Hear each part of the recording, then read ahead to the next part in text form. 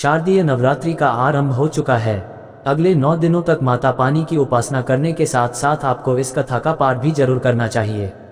श्री दुर्गा नवरात्रि व्रत कथा करने से आपको सभी 9 देवियों की कृपा प्राप्त होगी। बृहस्पति जी बोले, हे ब्रह्मा जी, आप अत्यंत बुद्धिमान, सर्वशास्त्र और चारों वेदों को जानने वालों में श्रेष्ठ हो। हे प्रभु, कृपा कर मेरा वचन सुनो। चैत्र, आश्विन, माघ और आषाढ़ मास के शुक्ल पक्ष में नवरात्र का व्रत और उत्सव क्यों किया जाता है? हे भगवान, इस व्रत का फल क्या है? किस प्रकार करना उचित है?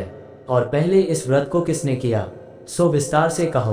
बृहस्पति जी का ऐसा प्रश्न सुनकर ब्रह्मा जी कहने लगे, हे बृहस्पति, प्राणियों का हित करने की इच्छा से तुमने बहुत ही अच्छा प्रश्न किया है।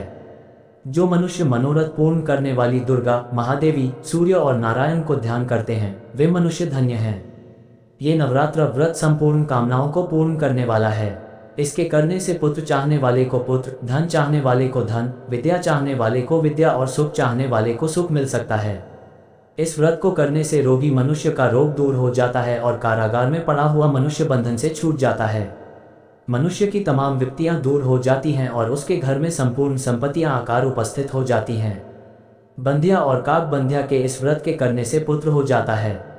समस्त पापों को दूर करने वाले इस व्रत के करने से ऐसा कौन सा मनोरथ है जो सिद्ध नहीं हो सकता? यदि व्रत करने वाला मनुष्य सारे दिन का उपवास न कर सके तो एक समय भोजन करे और उस दिन बांधवों सहित नवरात्रि व्रत की कथा श्रवण करे। हे बृहस्पति, जिसने पहले इस महाव्रत को किया है उसका पवित्र इतिहास मैं तुम्हें सुनाता हूँ। तुम सावधान होकर सुनो। इस प्रकार ब्रह्मा जी के वचन सुनकर बृहस्पति जी ओम बोले, हे ब्राह्मण, मनुष्यों को कल्याण करने वाले इस व्रत के इतिहास को मेरे लिए कहा, मैं सावधान होकर सुन रहा हूँ।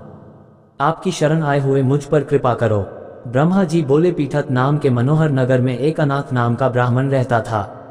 वह भगवती दुर्गा का भक्त था। उसके संपूर्ण सद्गुणों से युक्त मानो ब्रह्मा की सबसे पहली रचना हो ऐसी यथार्थ नाम वाली सुमति नाम की एक अत्यंत सुंदर कन्या पैदा हुई। वह कन्या सुमति अपने घर के बालकपन में अपनी सहेलियों के साथ क्रीड़ा करती हुए इस प्रकार बढ़ने लगी जैसे शुक्ल पक्ष में चंद्रमा की कला बढ़ती है। उसका पिता प्रतिदिन दुर्गा की पूजा और होम किया करता था। उस समय वह भी नियम से वहां उपस्थित होती थी।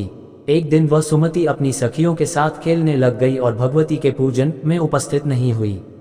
उसके पिता को पुत्री की ऐसी असावधानी देखकर क्रोध आया और पुत्री से कहने लगा कि हे दुष्ट पुत्री, आज प्रभात से तुमने भगवती का पूजन नहीं किया, इस कारण मैं किसी कुष्ठी और जय माता दी दरिद्र मनुष्य के साथ तेरा विवाह करूंगा।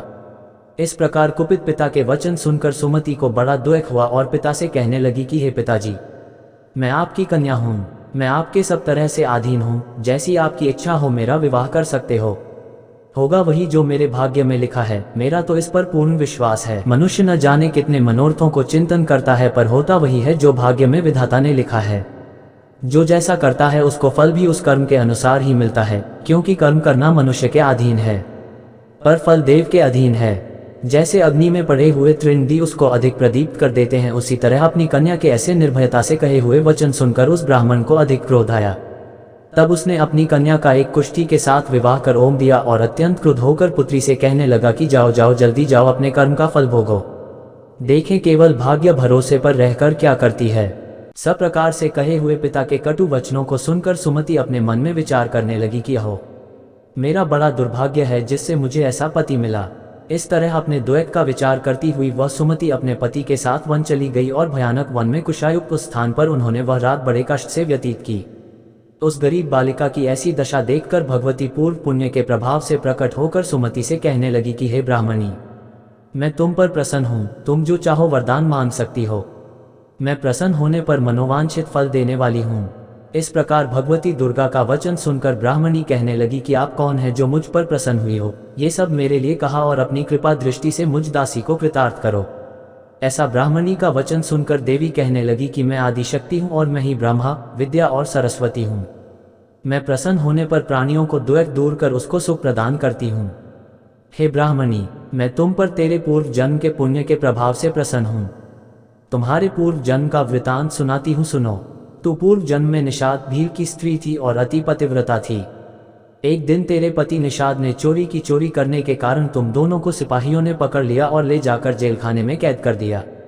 उन लोगों ने तेरे को और तेरे पति को भोजन भी नहीं दिया। इस प्रकार नवरात्र के दिनों में तुमने न तो कुछ खाया और न जल ही पिया। इसलिए 9 दिन तक नवरात्र का व्रत हो गया। हे ब्राह्मणी, उन दिनों में जो व्रत हुआ उस व्रत के प्रभाव से प्रसन्न होकर तुम्हें मनोवांछित वस्तु दे रही हूँ, तुम्हारी ओम जो इच्छा हो सो मांगो। इस प्रकार दुर्गा के कहे वचन सुनकर ब्राह्मणी बोली कि अगर आप मुझ पर प्रसन्न हैं तो हे दुर्गे, आपको प्रणाम करती हूँ, कृपा करके मरे पति के कोढ़ को दूर करो। देवी कहने लगी कि उन दिनों में जो तुमने व्रत किया था उस व्रत के एक दिन का पुण्य अपने पति का कोढ़ दूर होने के लिए अर्पण करो। मेरे प्रभाव से तेरा पति कोढ़ से रहित और सोने के समान शरीर वाला हो जाएगा। ब्रह्मा जी बोले। इस प्रकार देवी का वचन सुनकर वह ब्राह्मणी बहुत प्रसन्न हुई और पति को निरोग करने की इच्छा से ठीक है ऐसे बोली। तब तक उसके पति का शरीर भगवती दुर्गा की कृपा से कुष्ठहीन होकर अति कांतियुक्त हो गया।